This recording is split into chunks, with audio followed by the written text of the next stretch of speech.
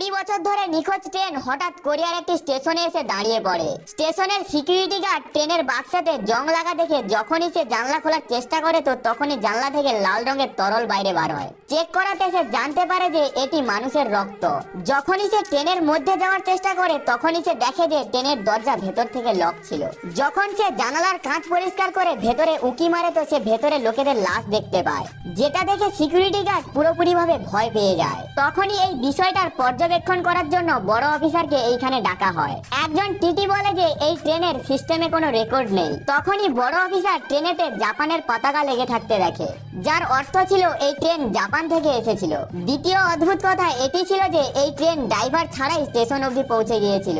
তখনই বড় অফিসার ট্রেনের দরজাকে কাটার অর্ডার দেয়। ট্রেনের দরজা কাটার পরে বড় অফিসার নিজের সঙ্গীদের সঙ্গে ভেতরে যায়। সে ট্রেনের মধ্যে দুই দিকে কফিন বক্স পড়ে থাকতে দেখে। কয়েক পা চলার পরে সে এইখানে অনেক মানুষের লাশকে দেখে। অন্য একটি অফিসার বলে যে এদের সবাইকে খুব খারাপ ভাবে মারা হয়েছিল।